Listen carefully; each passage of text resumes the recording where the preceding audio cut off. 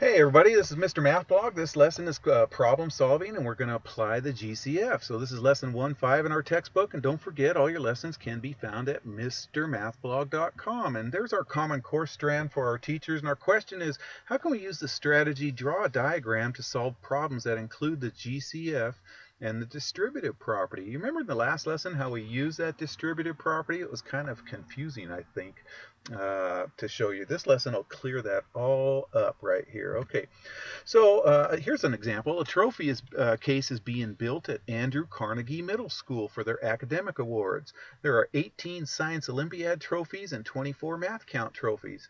Only one discipline is represented on each shelf. Discipline means one subject. Okay, so what is the greatest number of trophies that can be on each shelf? There's our GCF question right there. And how many shelves are there in each academic discipline? This is the question we're going to use our distributive property with. Okay, so let's answer a few questions here. What do we need to find? Well, we need to find the greatest common factor of 18 and 24. Then we'll use that to find out how many shelves there are in each. Okay, what information are we going to use? Well, we'll use the information that there are 18 Science Olympiad trophies and 24 Math Count trophies.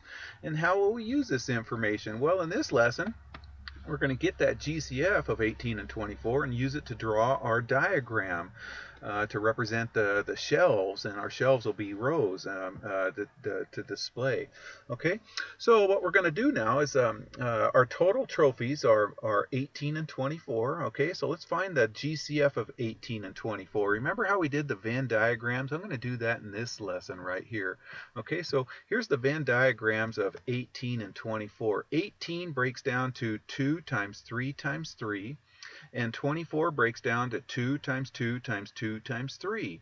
They both share 2's and 3's, so the GCF will be 2 times 3, or 6. Now what we're going to do is we're going to take that 6, that GCF, and write each of these numbers, 18 and 24, as the product of 6 times what equals 18 and 6 times what equals 24. Okay, so we're going to change this 18 to 6 times a number and this 24 to 6 times a number. Okay, so 6 times 3 gives us 18 and 6 times 4 gives us 24. So by the distributive property right here, I can pull this 6 out right here, and we're left with 3 plus 4 that goes inside of there. Okay, all right, so and this 4 I got from these guys, this 2 times 2, the leftover piece, and this 3 I got from this leftover 3 right there. Okay, all right, so now this tells us that there's going to be 6 trophies on each shelf, and there's going to be 3 rows of one and 4 rows of the other. Watch out where this works, you guys. So slide that up. Now we're going to use the product above to draw a diagram of the trophy case. So we'll use S's to represent the science trophies and M's to represent the math trophies. Okay, so right here, this 6 represents how many are on each shelf. So there's 6 S's right here, and there's 6 M's right here. Okay, and then underneath this, we're going to represent 3 rows for our science trophies. So I'll do another row of 6 S's and then 2 more rows of 6 S's, one here and one here. Okay, and then we'll do 4 rows of the M's. Well, here's 1, so we'll do 3 more below that right there. Okay, so these numbers right here tell us how many rows we're going to do. We're going to do 3 rows of 6's and 4 rows of 6's. Okay, this represents our S's, our science trophies. This represents our math trophies right there. Okay, so there are how many trophies on each shelf? Well, these are our shelves right here. So there's 6, there's 6 of them on each shelf right there. And how many shelves have science trophies? There's 3 shelves that science trophies and 4 shelves that have math trophies right there. Okay, piece of cake. All right. Speaking of cake, we're going to be talking about donuts here shortly. So explain how the distributive property helped us solve that problem. Well, easy, you guys. By finding the GCF of 18 and 24, we found out it was 6, and then we can use the distributive property to pull that 6 out. Represent this number as 6 times 3, and this number is 6 times 4. So 6 times 3 plus 6 times 4 is the same as 6 times 3 plus 4. That's the distributive property. And so by writing it this way, we can see that there would be 6 trophies on each shelf, with 3 of them being Science Olympiad trophies, 3 rows, and then 4 rows being the math trophies right there. Okay, Pretty slick. All right, let's try another one. John is boxing 24 maple donuts and 16 maple donuts that have walnuts sprinkled on top of them. Each box holds this only one type of donut. Each box will hold the same number of donuts. What is the greatest number of donuts that each box can hold? That's a GCF. So we're going to find the GCF of 24 and 16. And how many boxes of each type of donut will there be? Well, that's our distributive property that we're going to do. All right, so let's answer these questions here. What do we need to find? Well, we need to find the greatest common factor of 24 and 16. Then we need to find out how many boxes there are in each.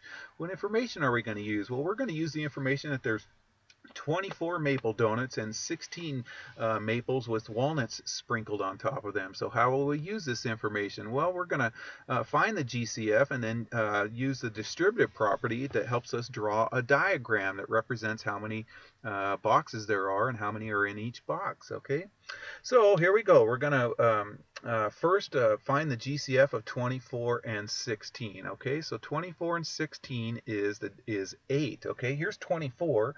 2 times 2 times 2 times 3, and then 16 is 4 2's multiplied together. So they both share 3 2's, so the GCF is 2 times 2 times 2, which equals 8.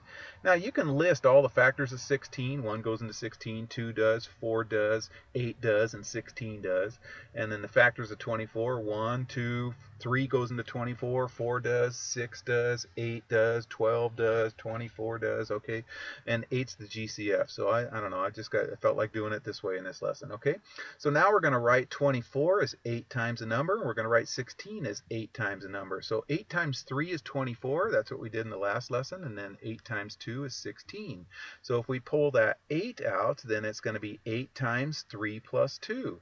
Okay, so this tells us how many are in each box. This tells us how many boxes of maple donuts there are and how many boxes of walnut sprinkled maple donuts there are. Okay, let's just slide that up. So let's draw our diagram here. We're going to use this product right here, 8 times 3 plus 2, to represent our rows. There are 8 in each row, and there's going to be 3 rows of the maple donuts. So I chose X's and Y's because the M's and W's, they kind of blend with each other, you guys. So I chose X to represent the maples right here, and Y's to represent the walnuts. And I did M and W's, but it just looked too confusing with the M's and W's together. So X's and Y's, you can see. Okay, so now we're going to have 3 rows of the X's and 2 rows of the Y's right there. Okay, so there's our 3 rows of X's. This is 1 row right here, and then the 2 right here, and then this is 1 row. We're going to have 1 more because there's 2 of them right there. So